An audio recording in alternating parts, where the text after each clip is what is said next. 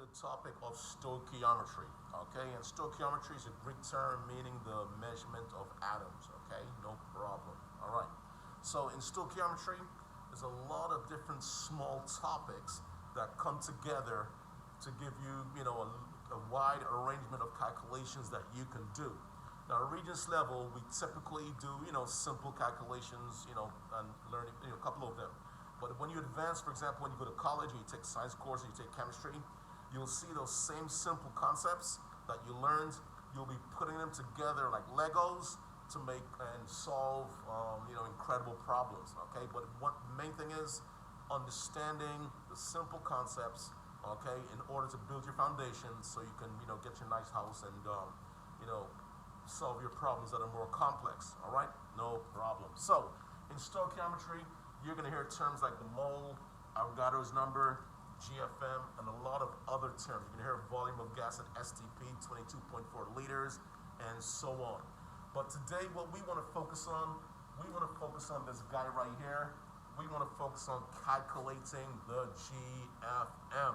Now, that's one of the most important things on this topic. Okay, as we'll see as we move along, the GFM is very, very important. Another concept that I didn't write down that's very important is balancing equations, which we'll do in another video, no problem. Okay, all right. So, what do you do if they ask you, right, to calculate the GFM of H2? Okay, it's quite simple. Think of GFM, right, gram formula mass, as the mass of the formula in grams. You keep it simple, no problem, right? And what happens with that, okay? The gram formula mass is an important representation to it.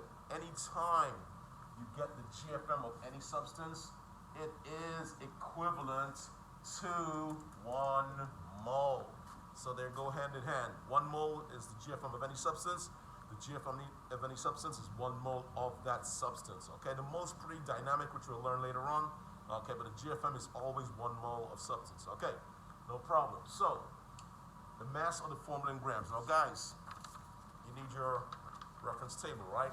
You also need a calculator when you're doing GFM. Okay, some of the problems and the setups will be simple, but obviously, as they get more complex, you need your calculator. You need your reference table. You're not going to make numbers up. You're not going to mix and match. Alrighty. So, you look on your reference table. You find hydrogen, right? Okay. And you look at the atomic mass right there. And what we do typically, right? I round to one. Tell my students round to 1 decimal place. Okay. So we're going to round that 1.00 blah blah blah. We're going to round to 1.0. Okay. Now, in the setup, right? I always tell my students put the number of the elements first. Okay, and times it by the mass.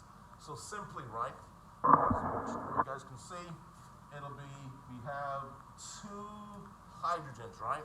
And that's going to be times 1.0, where 2 is this subscript 2 right here, indicating the number of hydrogens, and the 1.0 represents the mass of each hydrogen, right? So 2 times 1.0 will give you 2.0, and you're done, okay? Now, the thing is, guys, we want to give it a unit, right? And GFM typically will be in grams per mole, okay? Now, what does that mean? That means once you've calculated GFM of any substance, right, you automatically know you have 1 mole of that substance, okay? So that's important to know, that consistency of how they're related. Okay, so we're starting simple. We have water, right? And an important thing also in these calculations, when you're doing them, you don't want to be random, putting numbers all over the place. You want a nice, simple system. So if, let's say, you make a mistake and you misrecorded a number, you put a mass in the wrong place or a number of elements in the wrong place, you can go back to your chart and you can see it, right? So just don't put numbers down randomly when you're doing these calculations. So, you're trying to get the GFM of water, okay? Another famous value or famous substance, right? So we got 2 hydrogens, right? So you're gonna put H down, all right? You're gonna put 2 of them, okay? Times 1.0, okay? Because that's the mass of each H, right? That's a number of H's. We just so happen to have 1 oxygen, right? So you're gonna put an oxygen down, okay? You got 1 of them times, look on your reference table, 16. Now what's going to happen when you do chemistry for a while, a couple of months and whatever, you keep looking at your reference table, you sort of kind of get to remember certain elements, masses, and so on, okay? But I don't have all these masses and so on memorized, so there's no shame. I look on the reference table to make sure I have the right mass of that element, but I just so happen to know oxygen is 16. Okay, so 2 times 1 is 2, alrighty? And 1 times 16 is 16, right? So we got 2.0, 16.0. You add those guys up, alrighty? You're gonna get 18.0. Now what is that? That's the GFM of water. It's 18.0 grams per mole, and you're done. Okay, moving to this guy right here, glucose, okay? Our friend that we see in photosynthesis, blood sugar, and so on, right? Okay, we got 6 carbons, 12 hydrogens, 6 oxygens, and we're not gonna panic. So let me do it over here. All right, so you write carbon down, bam, all right? Okay, you notice that you have 6 of them, so you put 6 down, right? It's the number of carbons in this particular molecule right there, all right? So 6 times 12 is equal to 72. I'll actually make a note of that. That's my 72 right there, okay? Alrighty, now here I have 12 hydrogens. So I'm gonna put hydrogens down. I got 12 of them, okay? And they're each 1.0. Notice I'm keeping tabs on everything. How many of the elements I have, the mass of the element, and what it adds up to. So you can check each thing. Let's say you put a wrong number in your calculator, you get a wrong number here, you can check it again, okay? And it's clear, it's visible to you in terms of how you're setting it up. So setup is also important. All right, so that's 12.0. All right, bam. Moving on. We got oxygens in this guy, glucose, right? C6H12O6. We have just so happen to have 6 oxygens, okay? So 6 times 16. Alrighty? Okay. And if I'm not mistaken, 6 times 16 is 96. Alright? Bam. You write that down. So, what are we doing? We have our carbons, hydrogens, and oxygens, 6, 12, and 6. We have their masses. We did our calculations over there. 6 times 12 is 72. 12 times 1 is 12. 6 times 16 is 96. What do we do next? We're going to add these masses up. That will give us a GFM of glucose right here. Okay? So this guy's going to be 0. Now, once again, guys, you can use your calculator, no problem, no shame, all right? We got 2 plus 2, 4, plus 6 is 10, so 0 goes there. We're carrying the 1, right? So 1 plus 7 is 8, plus 1 is 9, and 9 plus 9 is 18. Bam, okay? So that's what happens to be 180, right? So the GFM, alrighty, of glucose is 180 grams per mole, all right? And you're done, okay? You're good to go. So that's how you do these GFMs of any particular formula that they give you. Now, guys, as I keep saying, right, chemistry is foundational because we learned how to name and write compounds already, right? And sometimes they don't give you the formula. They'll give you the name of the substance and ask you to find the GFM. Okay, so that's nothing they can do, no problem. So some people think of it as double jeopardy, but it's really not. Okay, because we've done this already. We've done naming and writing formulas for ionic compounds, covalent compounds, and so on, right? So let's say they say find a GFM for magnesium phosphate. Okay, you got to be careful. You got to go back to your memory banks. You know magnesium is Mg, okay, right, on your reference table, and it's a metal. And the phosphate part, remember, anything ending in ate or ite, you find it on table E, right? So, look on table E, you realize that phosphate is going to be the non-metal part. Remember, metal and non-metal give you what type of compound? Yes, it gives you an ionic compound, right? So, we know if we want the formula, we have to do the crisscross method. Now, guys, don't forget the crisscross method, because a lot of times students want to find the Mg, all right? They find the phosphate, okay, PO4, okay, and they just want to squash them together. I get MgPO4 and say, yay, I'm done, right? But that's not how you do it. You got to realize that Mg has a +2 charge, all right, and phosphate has a -3 charge, all right? So that's why we do crisscross to balance the charges. Very, very important. This 3 from experience, okay, this 3 right here, put a box around it.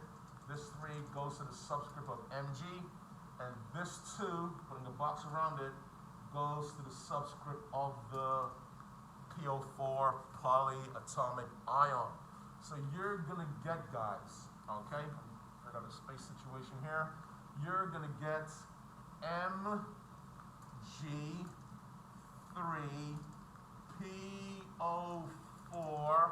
Now, guys, remember, polyatomic ion, if this number 2 or higher going down to the subscript, you got to put a parentheses around it, 2. Okay, so Mg3PO4 parentheses 2 is the correct formula, not just MgPO4. So be careful with your names, folks. Go back and review that, no problem. So let's get a GFM. How many Mg do we have? So you write Mg down right here. I can write it right there. I got 3 of them. All right, bam. Okay. Now Mg is, if I can see this, okay, it looks like 24 point, oh goodness, I need my glasses. All right, so I'm going to 24.3. All right. All righty. How many phosphates do you have?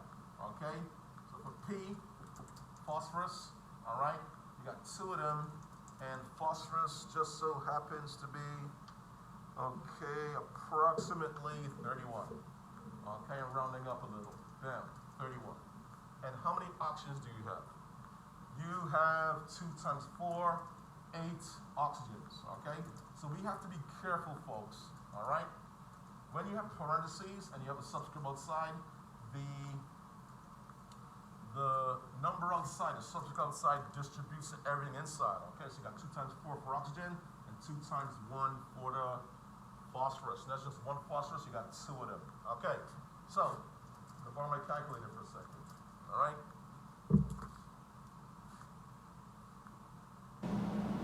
Okay, here we go. Clear, what is that? 3 times 24.3 equals, so that's 72.9. Okay, that will be 62. Okay, and 8 times 6 is what? 48.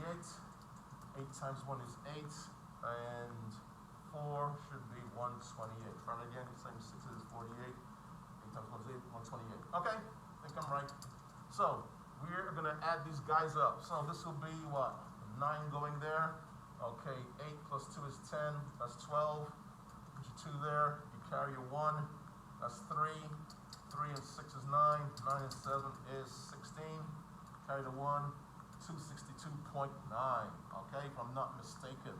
Now guys, once again, this is in grams per mole, all right? So that's the GFM of magnesium phosphate, okay? So remember, do your crisscross method if you have a compound that's ionic. Remember, we learned that before a couple of weeks ago when we did bonding and naming and writing of formulas, okay? So once again, you cannot forget your previous material.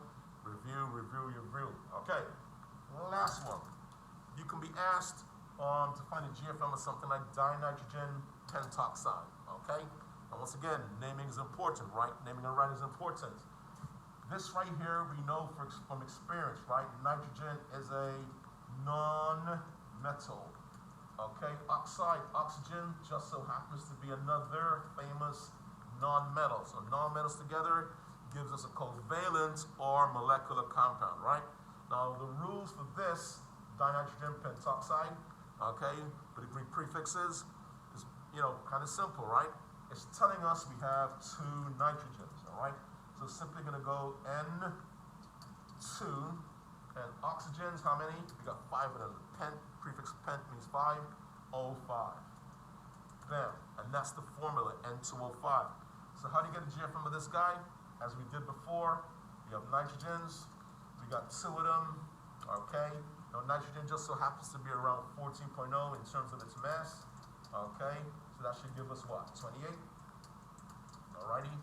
We have 5 oxygens, each at a mass of 16.0. Okay, bam.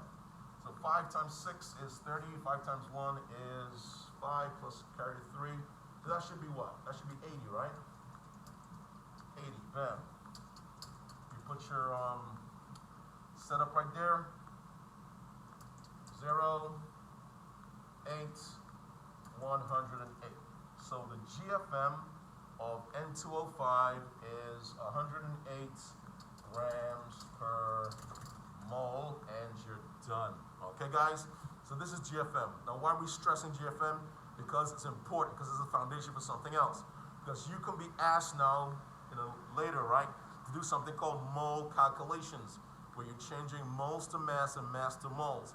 And in order to do that, you need the GFM of the substance. So if you can't do find the GFM of a substance, it crumbles. All right?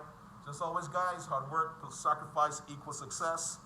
GFM is pretty straightforward. It's pretty simple, but it's very, very important. Take care.